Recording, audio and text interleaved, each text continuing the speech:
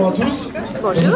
Bonjour à vous, bonjour, merci d'être là tout le monde, c'est super gentil. Merci, il fait beau chez vous, il fait bon, c'est agréable hein, de sortir de la grisaille parisienne, d'arriver avec ses beaux sourires toulousains. Alors, Stéphane, merci d'être avec nous aujourd'hui. Vous êtes actuellement en tournée dans toute la France avec votre dernier spectacle One Man Show. Oui. Et notamment, vous êtes ce soir au Zénith de Toulouse dans le cadre du Printemps du Rire. Il reste encore des places, je crois. Quelques-unes peut-être. Ah oui, c'est vrai. Bon, ben écoutez. Alors, je précise pour le public, vu le timing assez serré que vous avez, qu'il n'y aura pas de séance de dédicace après. Par contre, vous pourrez lui poser beaucoup de questions. Voilà, c'est un peu...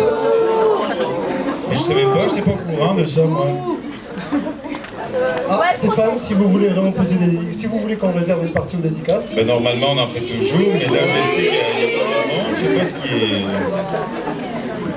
Pitié. J'ai envie de gueuler à poisson d'avril. On va essayer de faire court pour réserver alors du temps aux dédicaces. Oh merde. Ok, ça marche. Ah oui.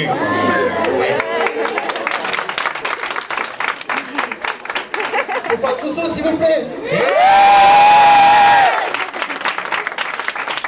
Je tremble. Alors, on va attaquer par quelques questions, puis après on va ouvrir évidemment la parole au public pour qu'il puisse également vous interroger. Parfait. Stéphane, vous êtes un artiste complet, vous êtes chanteur, vous êtes danseur, vous êtes comédien, vous faites du stand-up. Pourquoi avoir décidé d'orienter votre carrière en tant qu'humoriste? Ben, tout jeune, moi j'avais envie de faire rire. Bon, mon père était assez rigolo, puis à la maison on aimait bien déconner, faire des petits sketchs. Mon père se costumait aussi, se déguisait. Puis, ben, je crois que c'est héréditaire, probablement. Là, il m'a donné envie de faire ça. Il faut dire que ma mère était très malade quand j'étais jeune, puis pour détendre l'atmosphère à la maison, pour faire oublier un petit peu, ben, on faisait de l'humour. Alors moi, c'était ma porte d'entrée. En même temps, mon père me disait qu'il fallait avoir plusieurs cordes à son arc. Alors, j'ai pris des cours d'orgue tout jeune. Mon père avait acheté l'orgue à la maison. Puis, on voulait le piano. Donc, mon père préférait l'orgue. Alors, on s'est retrouvé avec l'orgue. Et puis, après ça, j'ai essayé la guitare. Puis, j'avais envie de faire un peu de tout. Puis, c'est comme ça que tout est arrivé. Et est-ce qu'il y a un déclic particulier? Déclic... Ben, quand ma mère est décédée, j'avais 12 ans, puis elle disait à tout le monde que j'allais être humoriste. Alors je me suis dit, bon, ben, je vais pas me poser de questions. Ma mère m'a tracé ma voie. Alors, comme ça marchait assez bien, je l'avoue, je faisais des... Ma soeur m'avait inscrit dans un concours amateur, j'avais 13 ans.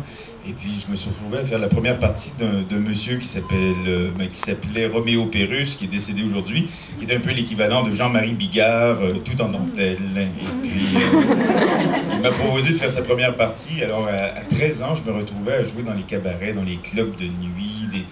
On faisait 15 spectacles par semaine. Alors c'est là que j'ai appris le métier. Je l'ai fait pendant plusieurs années avec lui, à peu près 5 ans. Et puis à un moment donné, ben, j'ai commencé à avoir mes propres contrats.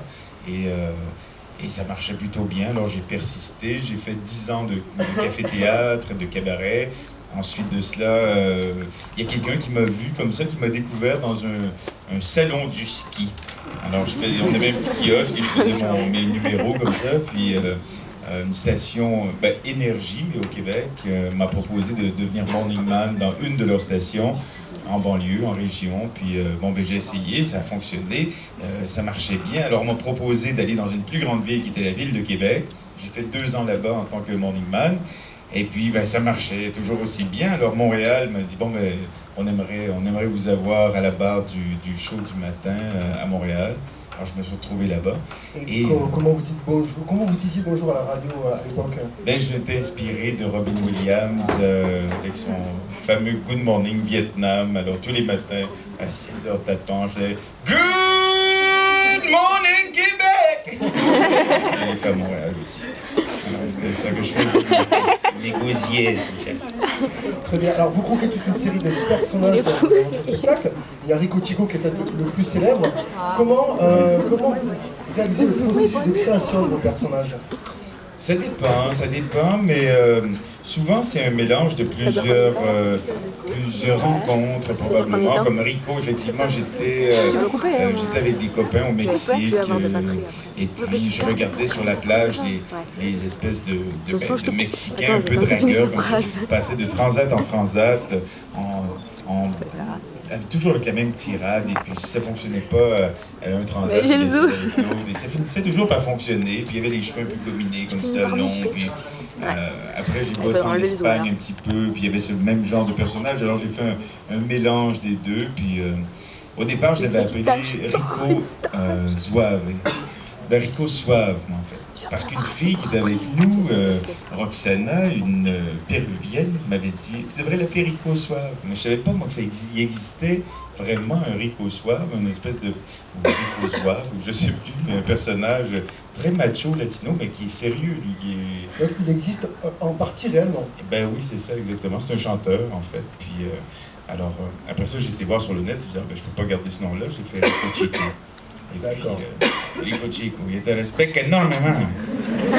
C'est devenu effectivement un personnage qui fonctionne très bien un peu partout où il passe. Très bien, alors j'ai 10 000 questions, mais on va peut-être laisser la parole au public.